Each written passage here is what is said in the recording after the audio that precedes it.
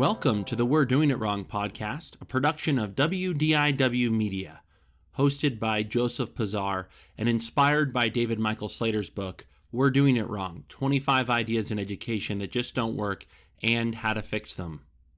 Just a quick note before we bring you today's conversation. These conversations are pretty much entirely unscripted. Occasionally I will have a long-form question that I've typed out in front of me, but they're really mostly just me responding in real time to a guest's opinions and statements.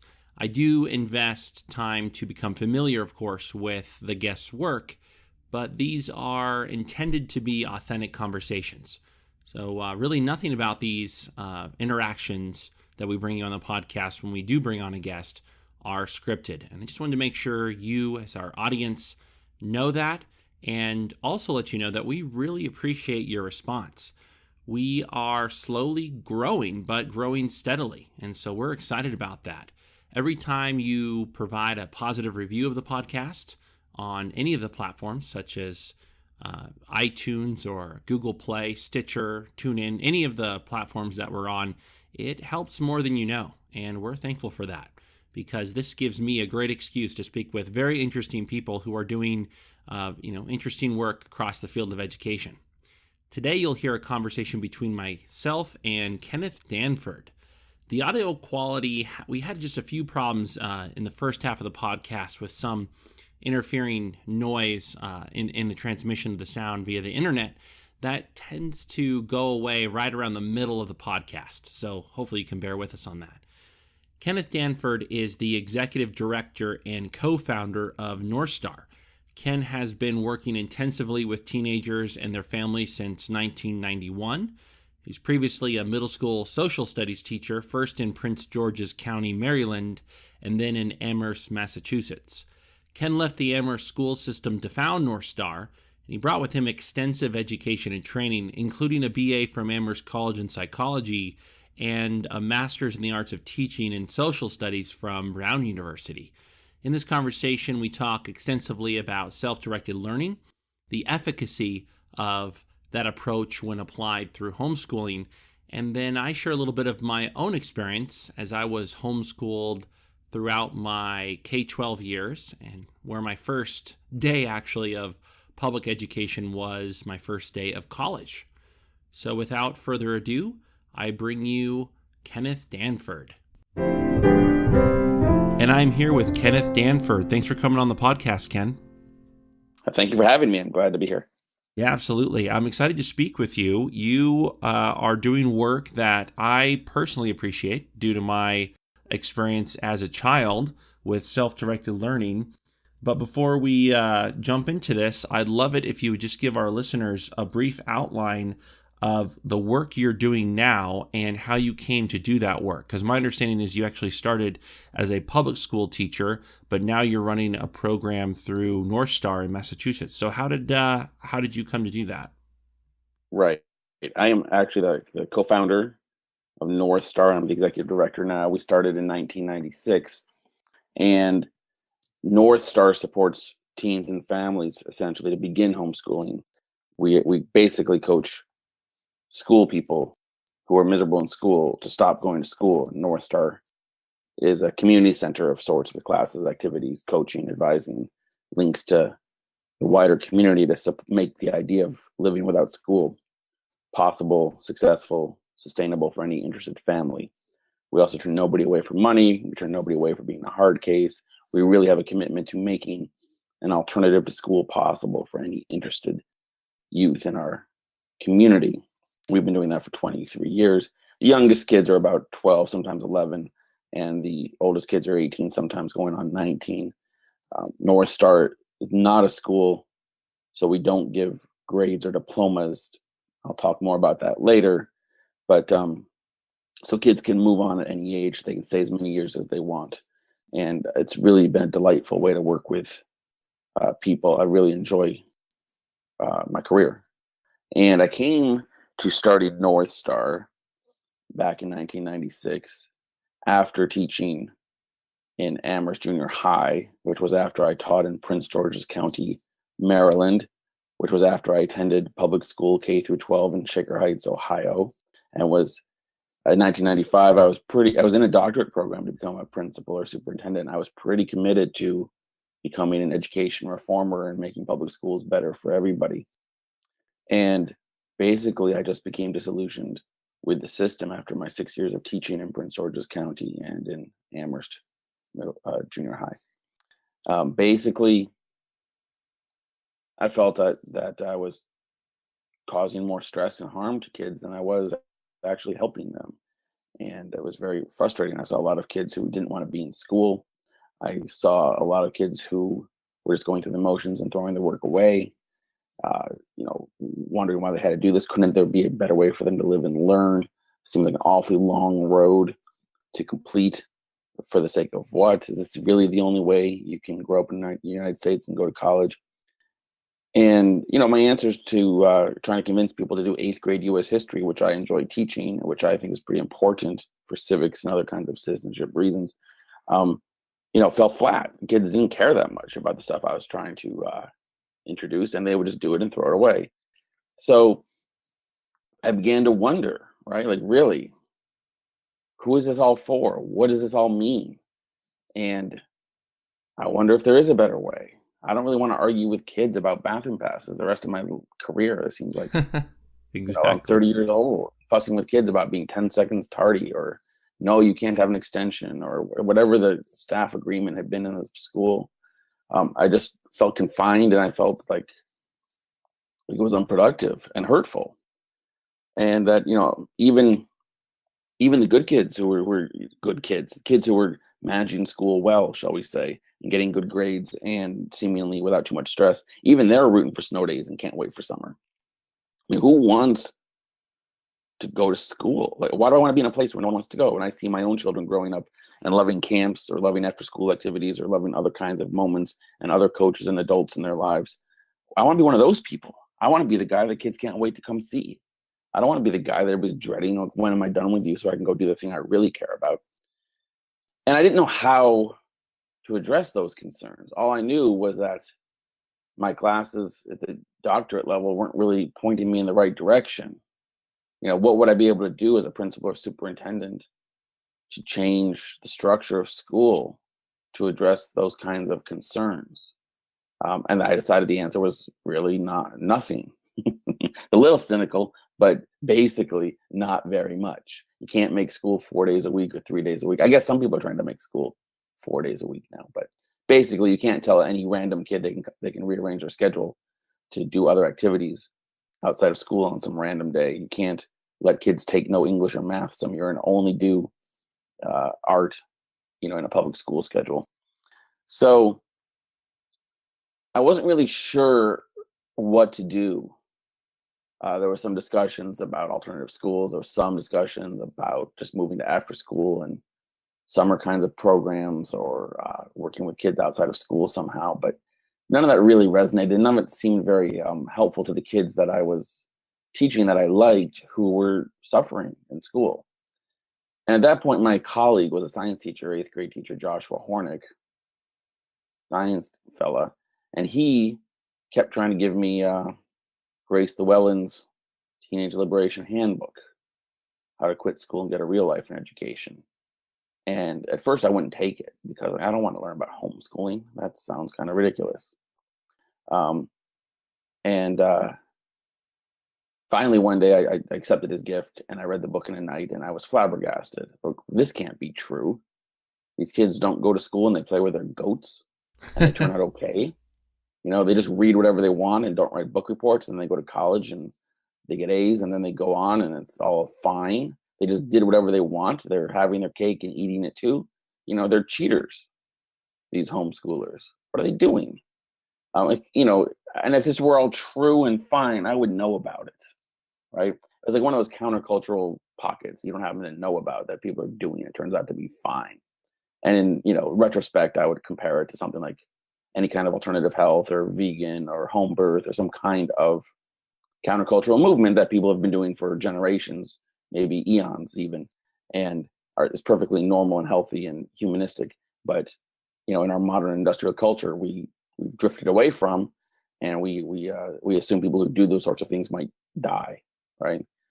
Learn without school, that's preposterous. Yeah, right. You're going to mess up your life if you don't Right. go through the standard Right. public education system. It's interesting. I pulled, I didn't pull, but I noted a quote from your TED talk back in, I think, 2013. And it's hard to ignore. I think it was something like quit school and get a life. Right.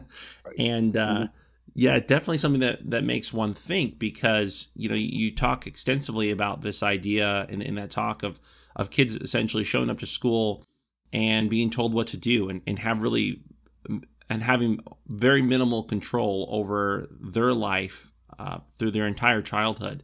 And this concept of self-directed learning, I want to pick your brain on that a bit more. Like, how does it logistically work? Because you say kids can just, basically read whatever they want, and then they end up going to college, getting A's. How self-directed is self-directed learning? Like, if a student doesn't, want to learn math in a given year, is that student just, not doing math, or how broad can you allow them to operate? Well, that's a good question. I'm about to go to the Arrow conference in New York and discuss self-directed learning. And there's a spectrum of what people mean or what's possible depending on where you work and who you're working with and who you're what your setting is, right? So you're asking me at North Star, how do I interpret, or what's my state of self-directed learning, right? And so I don't want to speak for the movement or for the word. I'm telling you how I use the word, which is fairly extreme and purist, right? Which is, they're not as extreme as others, but pretty extreme. Which is that if kids, it's like right now it's summertime. We're talking in late June. Kids are out of school and they're planning their summers, right?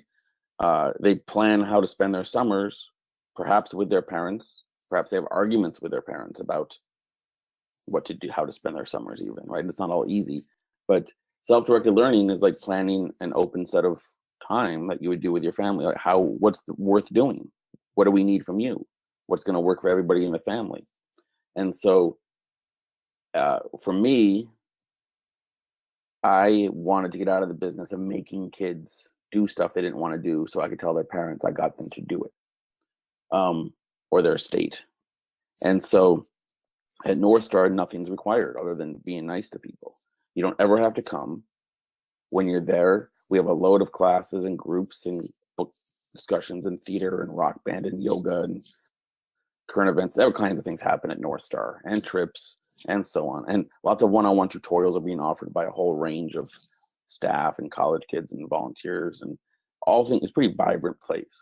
But you could come to North Star. People do come to North Star and essentially play magic cards or use their phones and computers, or fall asleep, or go for a walk to the store, or sit and just look at everybody. And there's no requirement to participate in any particular activity other than our once a week community meeting if you're there that day. So it's very much like a senior center or a club that adults go to. We know those kinds of settings. We're just not familiar with them for children and learning. There's some, I suppose, radical camps and after school programs where kids have that amount of freedom where they can do none of the above and just sit in the space. But even those are pretty rare, right? And you can go to the library and do nothing, but you can't talk. So, but the idea isn't that foreign, is what I'm trying to get at. It's foreign in this context of working with kids and learning, but it's not foreign to the culture. There's lots of spaces where you can go and just do whatever you want, as long as you're mildly respectful of everybody else. And that, some kids do know math for a year or two. Some kids read novels for a year or two. Some kids do know science experiments, right? And everybody has an advisor. So it's all very conscious. It's all very discussed, right? So how many days a week are you coming to North Star? Oh, what do you do on the days you don't come to North Star? When you are here, what are you doing here? What does that mean to you? Oh, you've never had friends before, and just being able to socialize, it's a whole new world for you, and you can't miss a minute in the common room, and you already know how to go to classes, so you're taking a break from that to learn something else. Like, it's all very conscious, right? Yeah, and so I think that's important. And I can imagine that, I'm sure you're used to this, but I can imagine many of our listeners will receive that information with a fair dose of skepticism going, can that really work? Can a student really take a year or two off of math and be okay? And I'm a little bit biased, maybe more than most public school teachers, towards your viewpoint, because I myself was homeschooled K-12. So my first day of public school was in college, and I did grow up in that environment essentially where I got to choose my learning. So I know for the example you gave of just reading books, and that's pretty much what I did for years on end. There was some formalized portions of it, of course, but then the math became increasingly important the older I got, when it came to algebra, geometry, algebra 2, pre-calculus. And so that became formalized. So I felt like I had kind of these zones where I was very self-directed, and then these other aspects of my education that were still a bit scripted or standardized, rather, just because one had to obtain that learning if they were going to do well in the SAT and get into college. And so I think of this concept of do no harm that you cite, and feeling as though maybe you were doing some harm in public school as a teacher, basically forcing kids to do things kids didn't want to do and things that are difficult to justify, all the various rules and such of the environment. And you also say, at North Star, you guys have no grades, no credits. So I'm wondering if most families who go to North Star and do this do end up with some kind of diploma through some homeschool group, but then use North Star as a resource, or do you really have a bunch of students essentially who go through K-12 with no high school diploma? I'll answer that last question. I can comment on some of the other ideas. Most of the kids do not use accredited homeschooling programs that we know. They cost money. Look, I'm pretty adamant that you can do anything in life without a homeschooling diploma or without a high school diploma. You may need your GED, which in Massachusetts is called the high set. In fact, you do need that to go to the public universities, community colleges if you're over 18, not under 18, but over 18. And AmeriCorps, Peace Corps, and military, many certificate-bearing vocational programs. You got to have your GED, right, which you can take when you're 16. So we encourage most kids, unless there's some issue with it, with anxiety or test taking or just state approval philosophically, we encourage most of our 16-year-olds to go sit for the high set and obtain that equivalency diploma and throw it in the drawer.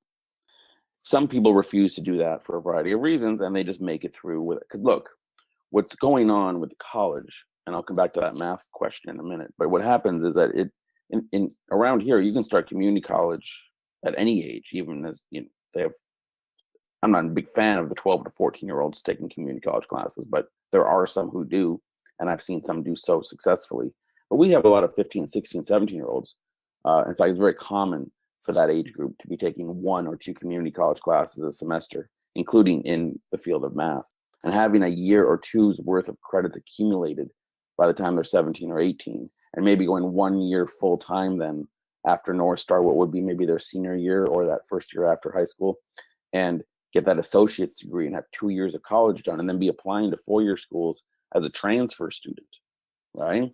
And transfer students don't even need to show SATs. So now you're just bypassing all that muck of high school graduation and college admissions process and the pressure and the competitiveness of that. And you have the self-awareness and experience of taking some college classes and seeing if you like studying philosophy in college or art in a college setting, or you have a better sense of what you might want to do when you get there. And maybe during those 3 years from 15 to 18 or 4 years, you've been having a part-time job or interning or volunteering along with doing those college classes and being at North Star. And you have just a maturity about yourself that is very different from high school graduates. So that's most of the kids either get nothing or they get the GED. A few of them at North Star have over the years gotten accredited online diplomas, but I just don't endorse it. It's whatever. I'm not against it. I just don't endorse it.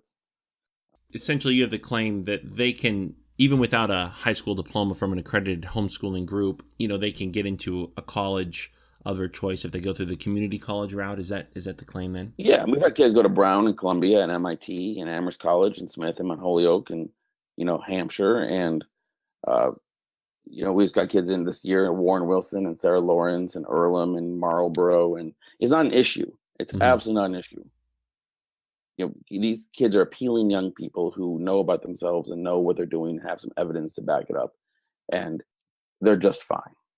And we know, in fact, we can make a stronger argument that many of these kids, had they stayed in school, would have experienced a lot of stress and anxiety around getting good grades and may not have done as well and may have had less to show for themselves than having had 3 or 4 years to be out of school, pursue their strengths, take a few community college classes, audit a class at a place like Hampshire, get some letters of recommendation from adults in the community, reflect on it, write an interesting essay, right? If they hadn't done the North Star homeschooling community college route and they had stayed in regular high school, what would that have looked like for them? It's not always a smooth sail over there, right? Many of them would have gotten crappy grades and needed a year off anyway afterwards to do some of the same things before they would have applied to a 4-year school. So I'm thinking now about... Oh, wait, can I back up on the math thing for a moment? Oh, yes. All right. We have many kids who are interested in math. I mean, it was hilarious, it was a big debate. My daughter walked in the door the other day, who was 19, and she always thinks North Star's kind of freaky.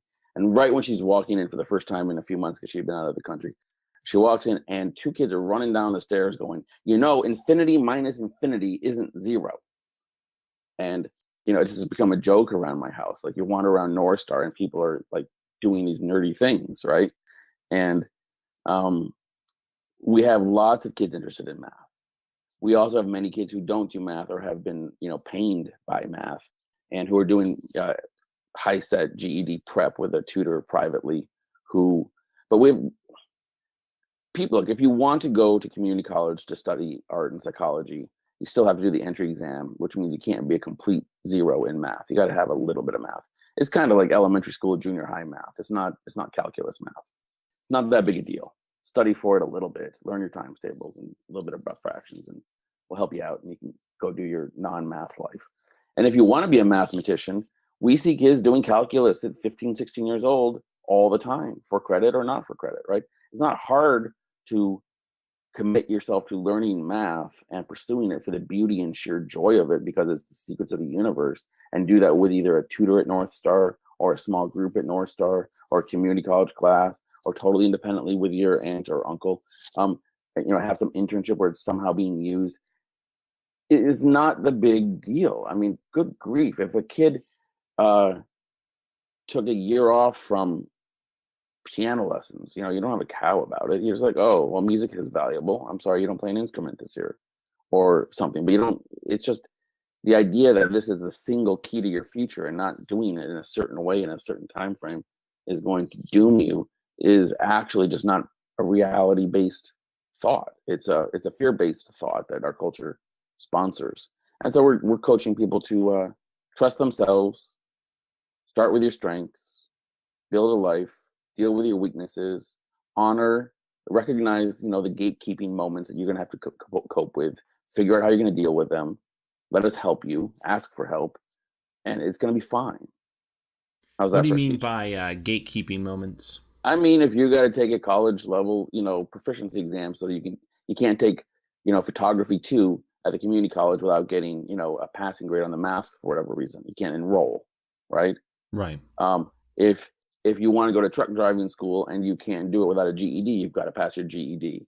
If you want, the world has some boundaries and limits or requirements that sometimes it's not open to a self-proclaimed homeschool graduate with a diploma from their parents, or a letter of reference from a North Star teacher.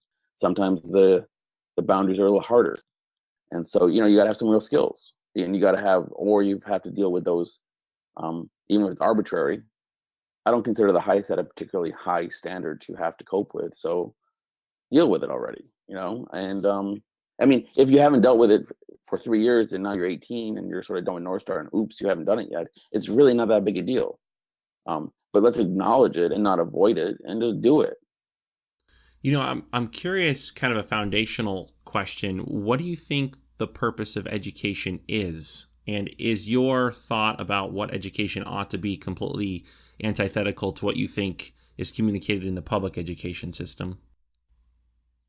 Well, that's a tricky question because now I don't know how familiar you are with people like John Holt later in his life, and my buddy Aaron Falble have written uh, articles and philosophical statements about learning, yes, education, no, thank you. You familiar with that kind of thinking? Like the whole idea of he has a good education means that he got systematically approved with some by some institution to, or has. I care about learning. I care about mastery of skills. I care about knowledge. I care about self awareness and not being delusional. Getting a good education doesn't mean a lot to me. It's sort of an empty phrase. So, um, what's the purpose of learning? Is to create up, for the sheer enjoyment of it, the intrinsic value of learning. It's, even if you're not going to be in an orchestra, just learning an instrument might be fun. Learning foreign languages could be interesting. Learning math and physics is the secret of the universe, right? Obviously, learning the history that I was teaching, I think, is valuable in its own right to understand the world we live in. I want people to have options, and I want people to feel that they're living a meaningful life. Um, but I don't necessarily believe in.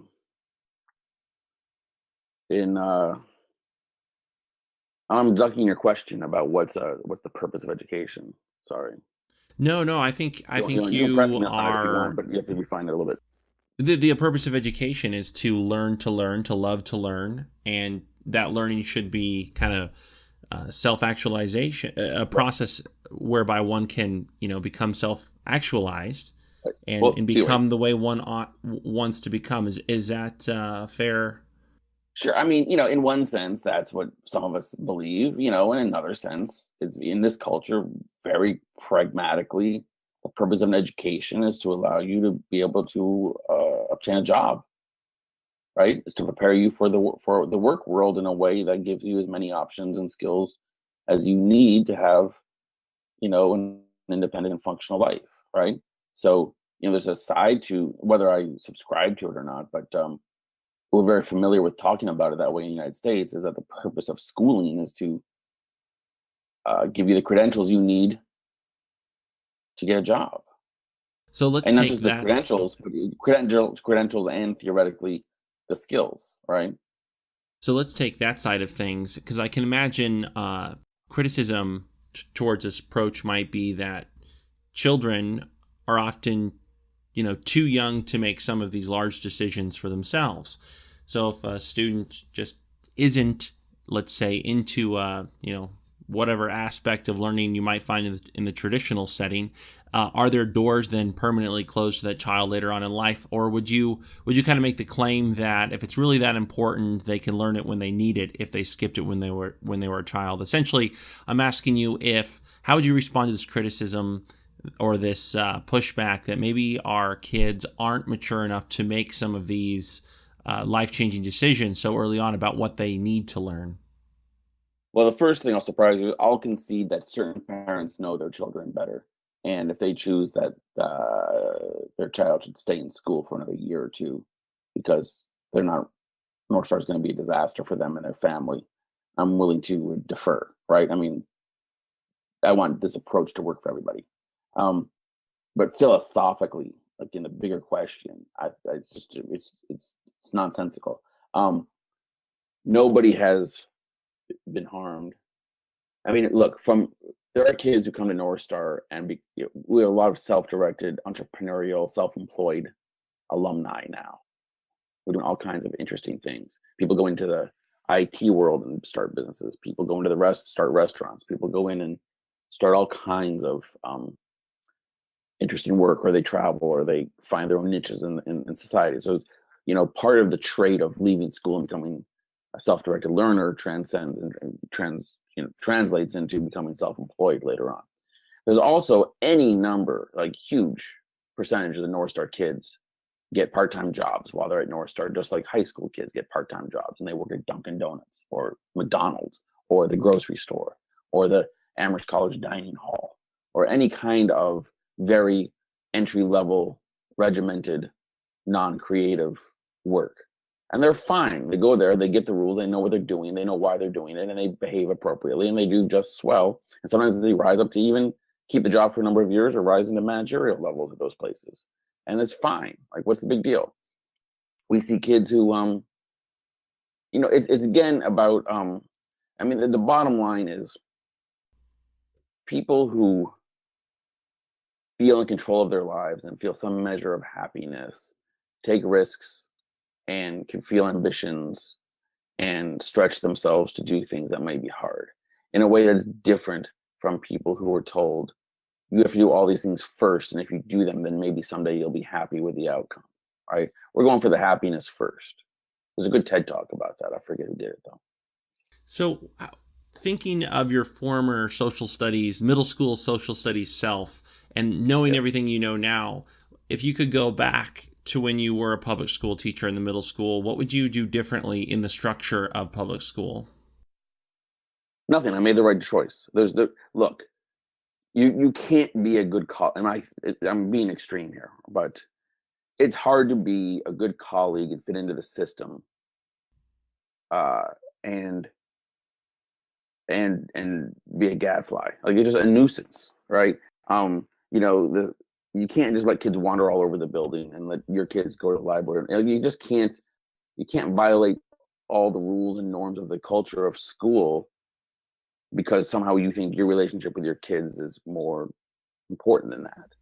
So, you know, they have to be tardy if they're not there. They have to be, I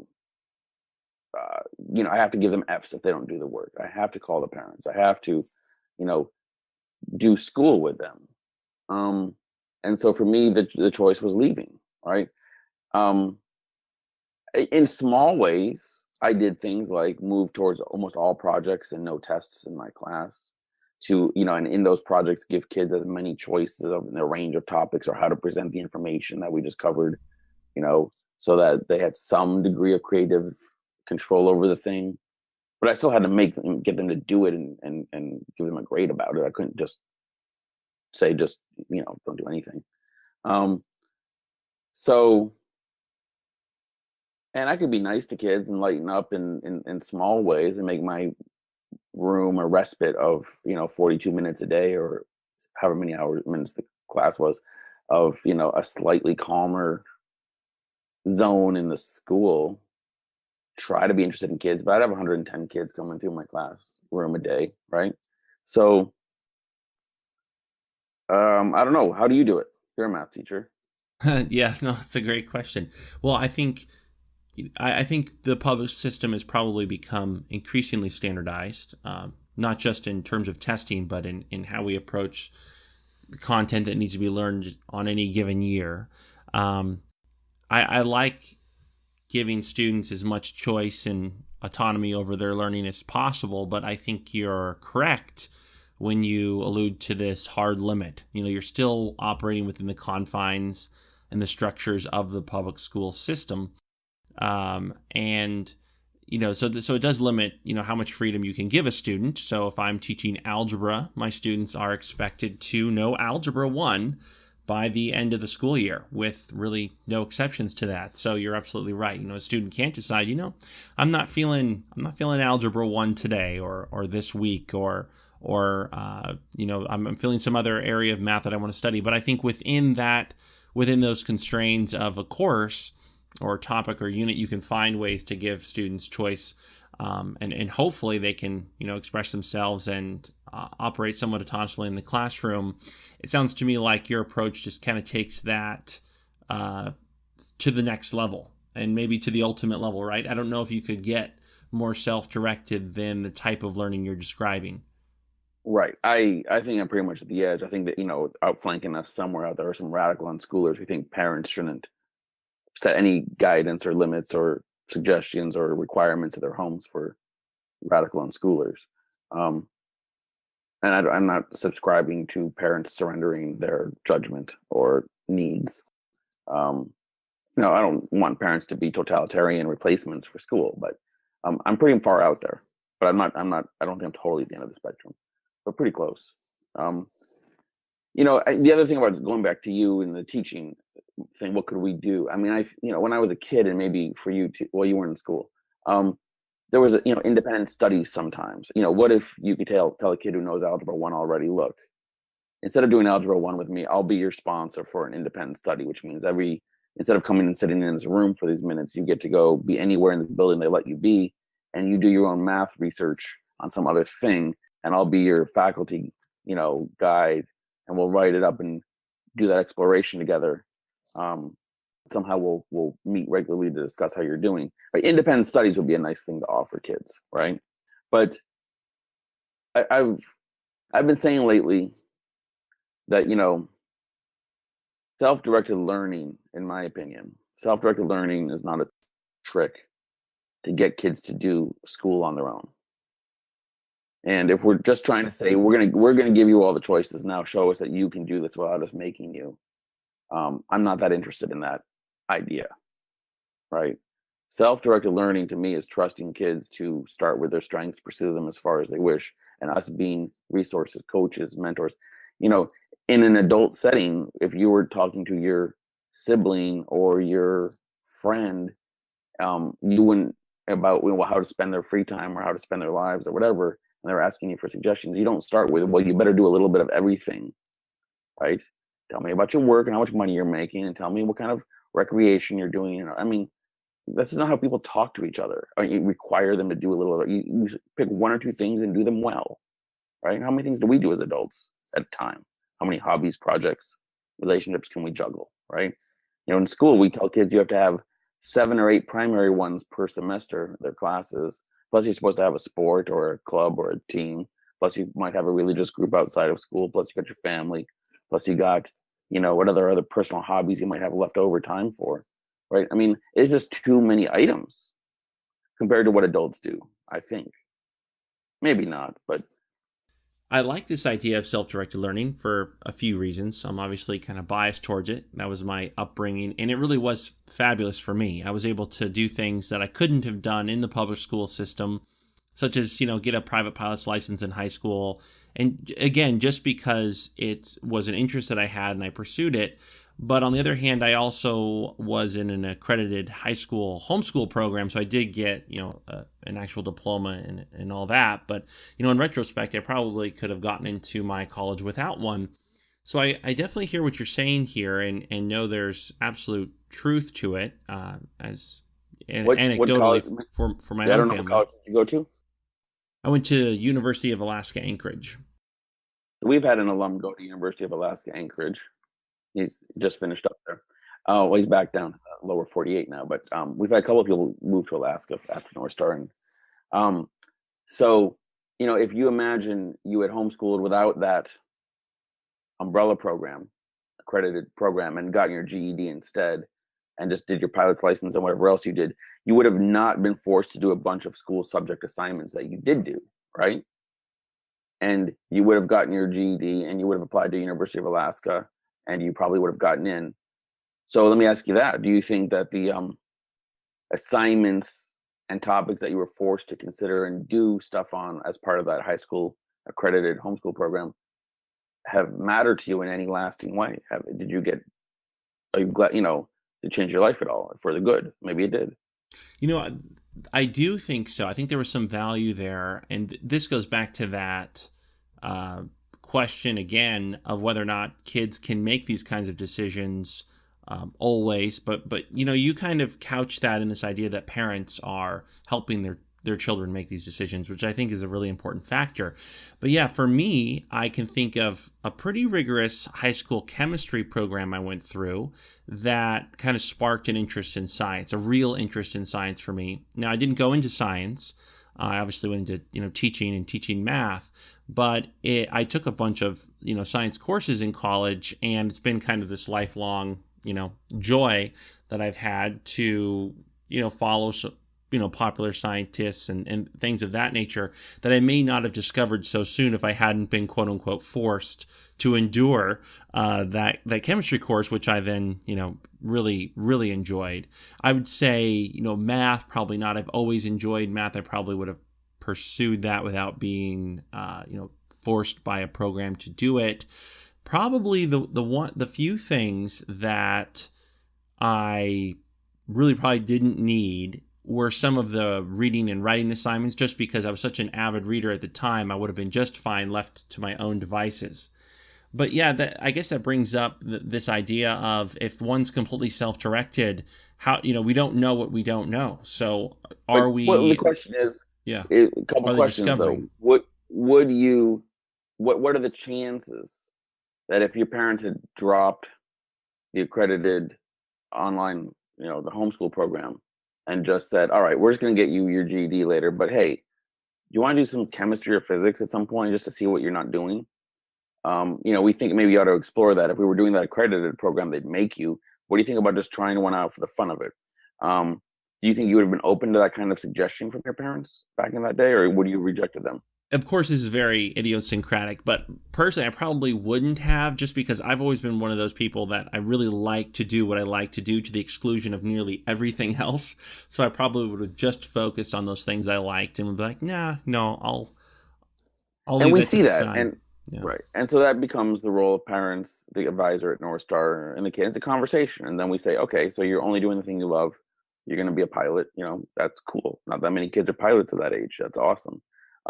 There's a whole other world of stuff you might want to know about, and when you're ready, we'd be glad to encourage you. Which is a different take than having your parents sign you up for the thing that you did, that you got some spark from. So it goes both ways. Yeah, absolutely. So, and I'm thinking about access. So obviously, in the situation like what you have at North Star, you need parental supervision. Or is your program, can that take the place of that if both parents are working? Do they come to your center and reside there physically if both parents are working, or does this require one full-time parent? Oh, absolutely. We have single parent and two working parent families at North Star. That's the whole point of North Star offering enough support for any teen to be able to have an option to regular school. But look, we're talking about 14 to 17 to 18-year-olds. So for gosh sakes, they can stay home alone sometimes. They can go to the public library. They can volunteer or have a part-time job. Some of them are going to the community college, and there's some public transportation. Some of them in their later years are driving themselves. The idea is, when we started, the idea always has been consistently, what do we have to offer to help any kid in school be able to leave school tomorrow? Yeah, it's an interesting idea. I'm struck again by this notion of what is the purpose of school, and it sounds to me as though, if one was to say the purpose of school is to basically make students ready for the economy, you're almost saying that the purpose of school and education is to benefit society. But really, this approach school is for the students. You want students to embrace their strengths, explore their weaknesses, but really have choice in their everyday life. And I think you highlight that point nicely again in your TED Talk, where it's difficult to imagine as an adult, because I think it's easy to forget, of having so little control over your entire day as a child. So this is a very interesting idea. I'm curious, where would you direct parents or teachers, or really anyone who's listening, to find out more about this concept for their local area? Is there some kind of national website they can go to? Well, we're coaching people to start centers like North Star. That's called Liberated Learners, and that website is liberatedlearners.net. We just had a little conference. There's about a dozen centers now, and we're coaching a few more people up. In fact, I'm going off to Manila in the Philippines this summer to work with a team there where homeschooling is legal, to try to see if they can start a center to help more families use that approach.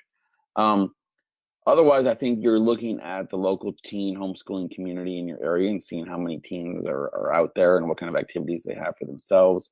I think you're looking at local community colleges and seeing what policies they have or welcoming procedures they have. I think you're looking at the kinds of after school programs and community support aimed at teenagers that already exists, and seeing if those people might help you be able to put a program together.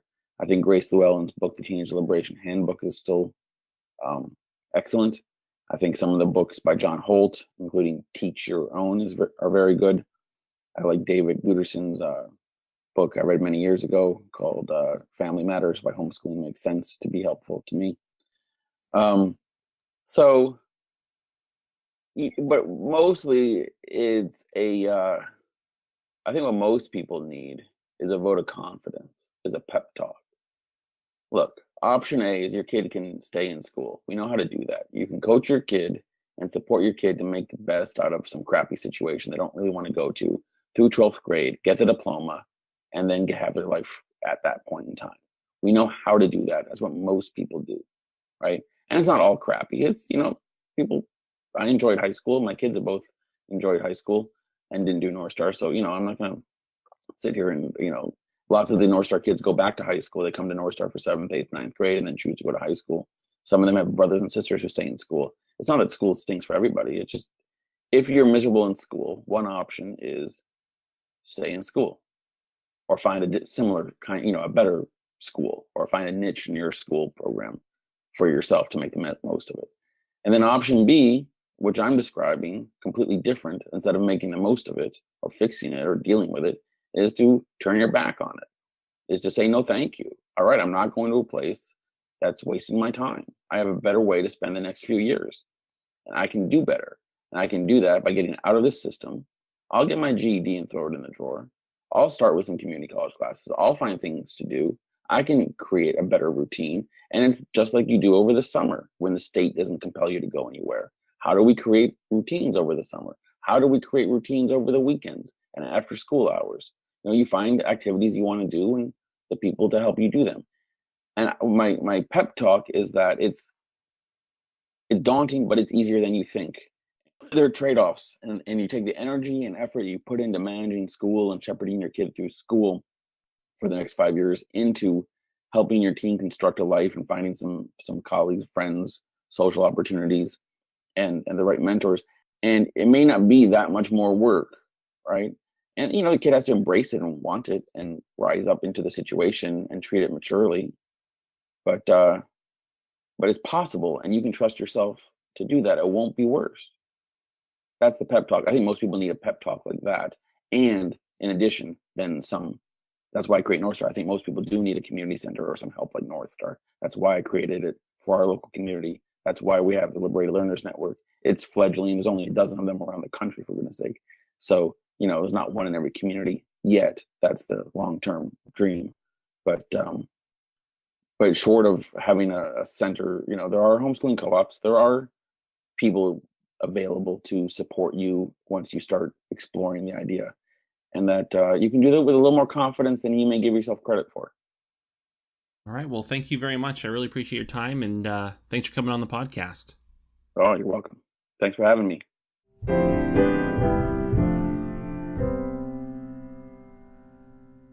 Thank you for listening.